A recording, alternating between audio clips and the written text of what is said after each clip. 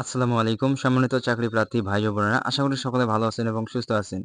তো ইতিমধ্যে চট্টগ্রাম উন্নয়ন কর্তৃপক্ষ সম্প্রতি নতুন করে একটি নিয়োগ বিজ্ঞপ্তি প্রকাশিত হয়েছে। তো এই সার্কুলারটি মূলত ২১ অক্টোবর ২০২৫ খ্রিস্টাব্দ তারিখে আমার দেশ পত্রিকার মাধ্যমে প্রকাশিত হয়েছে। তো এই সার্কুলারটি একদম সম্পূর্ণ সরকারি চাকরির নিয়োগ বিজ্ঞপ্তি। এই সার্কুলারটিতে বাংলাদেশের সকল জেলার ছেলে ও মেয়ে উভয় প্রার্থী অনলাইনের মাধ্যমে আবেদন করতে পারবেন। তো এই সার্কুলারটি মূলত ৩১টি ক্যাটাগরিতে ১১৫ জন লোক নিয়োগ নেবে। আর এখানে আবেদন করতে গেলে অবশ্যই আপনাকে ৮ম শ্রেণী পাস করতে হবে। তো ভিউয়ার্স, এই সার্কুলার সম্পর্কে আরো বিস্তারিত জানতে অবশ্যই ভিডিওটি প্রথম থেকে শেষ পর্যন্ত দেখার অনুরোধ রইল। আর যারা আমাদের চ্যানেলে নতুন আছেন তারা অবশ্যই ভিডিওতে একটা লাইক দিবেন এবং চ্যানেলটি সাবস্ক্রাইব করে পাশে থাকা নোটিফিকেশন বেল আইকনটি অল বাজিয়ে রাখবেন। তো চলুন শুরু করা যাক আজকের ভিডিও। পরিচ্ছন্নতা কর্মী এখানে নেবে 12 জন, ৮ম শ্রেণী পাস হলে হবে। ৩ বছর কাজের অভিজ্ঞতা লাগবে। মালি এখানে নেবে 4 জন, ৮ম শ্রেণী পাস হলে আবেদন করতে পারবেন। ৩ বছর কাজের অভিজ্ঞতা লাগবে। নিরাপত্তা প্রহরী এখানে নেবে 14 জন, ৮ম শ্রেণী পাস হতে হবে। তার পাশাপাশি সামরিক বাহিনী অবসরপ্রাপ্ত ব্যক্তিগণকে অগ্রাধিকার দেওয়া হবে। তো তারপরে বলা হয়েছে ইলেকট্রিক হেল্পার এখানে নেবে 3 জন।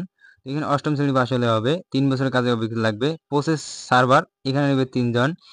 তো এখানে শুধুমাত্র ৮ম শ্রেণী পাস করলে আপনারা আবেদন করতে পারবেন, কোনো অভিজ্ঞতার প্রয়োজন নেই। ২৬ নম্বর অফিস সহায়ক এখানে নেবে 12 জন, ৮ম শ্রেণী পাস হতে হবে। তার পাশাপাশি সাইকেল চালনা পারদর্শী হতে হবে। তো তারপরে বলা আছে সহকারী পাম্প চালক এখানে নেবে 1 জন। তো এখানে ৮ম শ্রেণী পাস হলে হবে, 3 বছরের অভিজ্ঞতা লাগবে। তো তারপরে মুয়াজ্জিম এখানে নেবে 1 জন। তো মাদ্রাসা বোর্ড হতে ন্যূনতম দাখিল পাস হতে হবে। আর কোরআনে হাফেজ ও সুমিষ্ট স্বরে আজান দেওয়ার ক্ষমতা থাকতে হবে। তো তারপরে বলা হয়েছে স্কেলেটর অপারেটর এখানে নেবে 2 জন। তো ৮ম শ্রেণী পাস, তার পাশাপাশি 3 বছরের অভিজ্ঞতা লাগবে। তো তারপরে বলা হয়েছে লিফটম্যান এখানে নেবে 2 জন, অবশ্যই ৮ম শ্রেণী পাস হতে হবে। তার পাশাপাশি 3 বছরের অভিজ্ঞতা লাগবে। পাম্প চালক এখানে নেবে 2 জন, ৮ম শ্রেণী পাস হলে হবে। 3 বছরের কাজের অভিজ্ঞতা লাগবে। অটো ইলেকট্রিশিয়ান এখানে নেবে 1 জন, ৮ম শ্রেণী পাস এবং অটো ইলেকট্রিক পার্টস এবং মেরামত ও রক্ষণাবেক্ষণ কাজে 3 বছরের অভিজ্ঞতা লাগবে। ইলেকট্রিশিয়ান এখানে নেবে 1 জন, ৮ম শ্রেণী পাস হলে হবে। তার পাশাপাশি 5 বছরের কাজের অভিজ্ঞতা লাগবে এবং বৈধ বিসি লাইসেন্সধারী হতে হবে। সংশ্লিষ্ট কাজ অভিজ্ঞতা থাকলে অগ্রাধিকার প্রদান করা হবে। তো তারপরে বলা হয়েছে সার্ভেয়ার সার্ভেয়ার এখানে নেবে 2 জন। তো এখানে উচ্চ মাধ্যমিক অতএব এইচএসসি পাস হতে হবে এবং কাজের অভিজ্ঞতা থাকতে হবে। 17 নম্বর বলা হচ্ছে ইমারত পরিদর্শক এখানে নেবে 18 জন। তো এইচএসসি পাস হতে হবে। তো তারপর হচ্ছে সহকারী ক্যাশিয়ার এখানে নেবে 1 জন। অবশ্যই আপনাকে বাণিজ্য স্নাতক ডিগ্রি থাকতে হবে। যে কোনো সংস্থার সংশ্লিষ্ট বছর 3 বছরের কাজের অভিজ্ঞতা লাগবে। তো মেইনটেন্স ইন্সপেক্টর এখানে নেবে 2 জন। তো এখানে এইচএসসি পাস হতে হবে। তার পাশাপাশি 3 বছরের কাজের অভিজ্ঞতা লাগবে। অফিস সহকারী কাম কম্পিউটার মুদ্রাক্ষীর এখানে নেবে 11 জন। তো অবশ্যই আপনাকে দ্বিতীয় বিভাগ বা সমমানের সিজিপিএ উচ্চ মাধ্যমিক সার্টিফিকেট সমান পরীক্ষা উত্তীর্ণ হতে হবে। আর কম্পিউটার প্রতি মিনিটে বাংলা 20 শব্দ, ইংরেজি 20 শব্দ করে থাকতে হবে। ড্রাইভার এখানে নেবে 4 জন।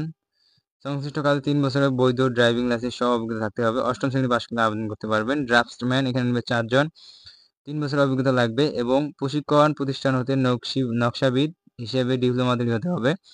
60 মুদ্রাক্ষী কাম কম্পিউটার অপারেটর এখানে নেবে 1 জন।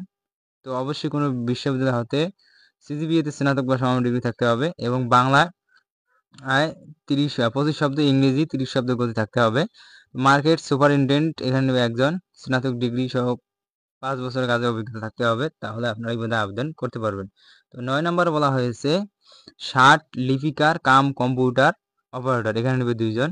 এখানে যেকোনো বিশ্ববিদ্যালয়তে স্নাতক সমান ডিগ্রি থাকতে হবে। বাংলা 25 শব্দ, ইংরেজি 30 শব্দ গতি থাকতে হবে।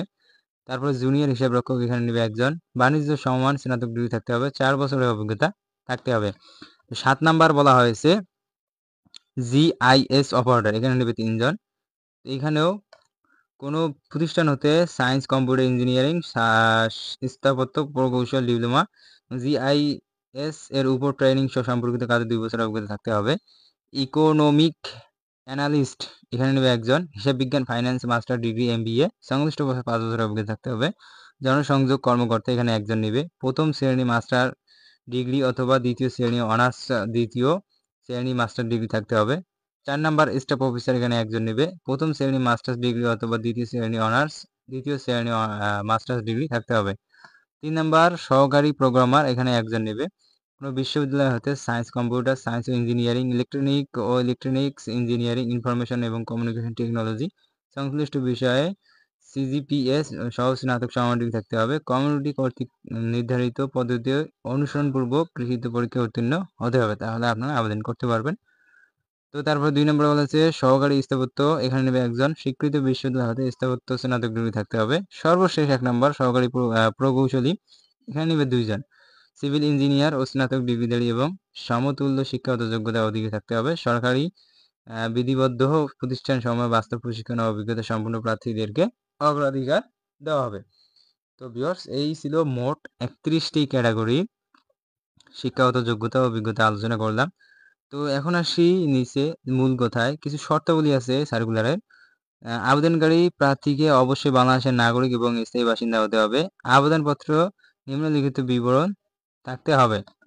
তো আপনারা কিভাবে আবেদন করবেন এবং কত তারিখে আবেদন শুরু হবে আর কত তারিখে আবেদন শেষ হবে? আবেদনকারী বয়স 22/11/2025 খ্রিস্টাব্দ থেকে 18 থেকে 32 বছর। তো আপনারা বয়সটা যাচাই করে নিয়ে তারপরে আবেদনটি করবেন। তো নয়তো পরে আবেদন করে আপনারা বয়স যখন যাচাই করবেন তখন হয়তো আপনার আবেদনটি আর কাজে আসবে না। তো আবেদন শুরু হবে এই যে আবেদনপত্র সচিব চৌক আগামী 22/11/2025 খ্রিস্টাব্দ অফিস চলাকালীন সময়ের মধ্যে দাখিল করতে হবে। তো বিলম্বে প্রাপ্ত সকল আবেদন বাতিল বলে গণ্য হবে। আবেদন ফর্মের চৌক ওয়েবসাইট, এই যে ওয়েবসাইটটি আছে এখানে ডাউনলোড হতে হবে। এই ওয়েবসাইটের মধ্যে আপনারা ডাউনলোড করে নেবেন। আর বিগত 23/2/2023 খ্রিস্টাব্দ তারিখ প্রকাশিত নিয়োগ বিজ্ঞপ্তি বিপরীত পদে যারা আবেদন করেছেন তাদের পুনরায় আবেদন করার প্রয়োজন নেই। তবে কোটা সম্পর্কিত প্রচলিত সর্বশেষ সরকারি নীতিমালা পরিপত্র অনুসরণ করা হবে। তো যারা 2023 সালে এই সার্কুলারটি প্রকাশিত হয়েছে ইতিমধ্যে আবেদন করেছেন তাদের নতুন করে আর আবেদন করার প্রয়োজন নেই। আর আপনাদের কাছে একটাই রিকোয়েস্ট, এই ভিডিওটি বেশি বেশি করে শেয়ার করে আপনাদের বন্ধু-বান্ধবকে জানিয়ে দিবেন। আপনার একটি শেয়ার কারণে তারা আবেদন করার সুযোগ পাবে। তো ততক্ষণে সবাই ভালো থাকবেন, সুস্থ থাকবেন। এইরকম নতুন নতুন ভিডিও দেখতে অবশ্যই আমাদের চ্যানেলে ভিজিট করবেন। সবাইকে ধন্যবাদ।